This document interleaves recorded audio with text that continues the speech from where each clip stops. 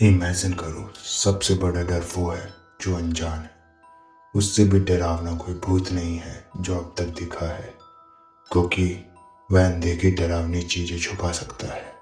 इसलिए हम लोग हमारी समझ से बाहर वाले बातों से, जैसे मौत से, डर जाते हैं।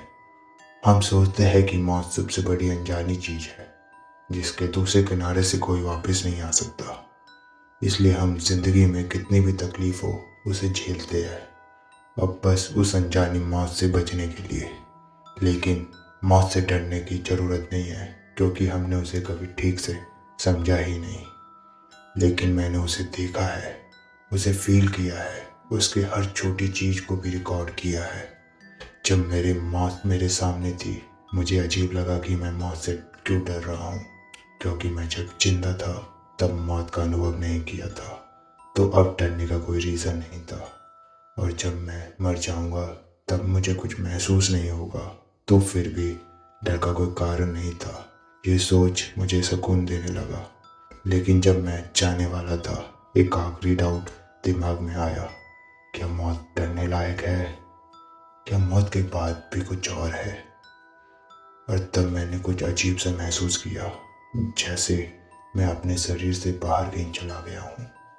मैं देख रहा था कि मैं हॉस्पिटल के कमरे में था, लेकिन नर्सिस की शोरगुल और मशीन्स की आवाज़ें कम होने लगी, जैसे रात की अंधेरी चादर ओढ़ गई हो।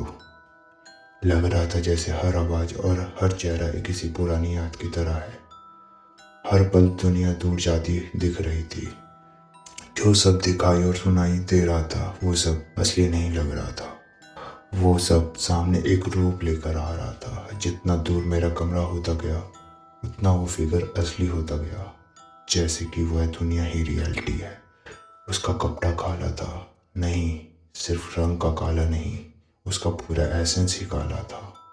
उसके पास की दुनिया कुछ अलग से दिख रहा था, और वह हर उस एलिमेंट्री पार्टिकल और समय को उसकी तलवार से अलग कर रहा था।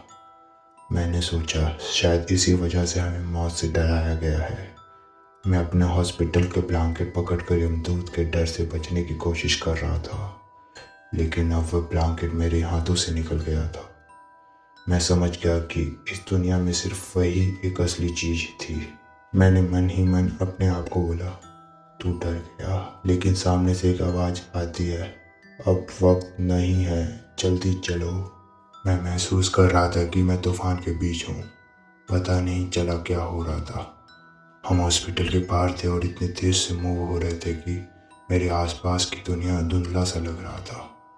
मेरे पास बहुत सारे सवाल थे, सब मेरी जुबान पर आना चाहते थे, लेकिन कोई भी जुबान तक नहीं पहुंच पाया। लेकिन मैंने हिम्मत जोड़कर पूछ ही लिया। मेरे मुंह से एक धीमी आवाज़ निकलती है, हम कहाँ जा रहे हैं? मेरी आवाज़ उसके मुकाबले कुछ सुनसान और बेजार सी लग रही थी। फिर दोबारा धीमी आवाज़ में मैंने पूछा, मैं कैसे ये सब समझ सकता हूँ? ये सब तो इंसानी ज्ञान से बहुत दूर है।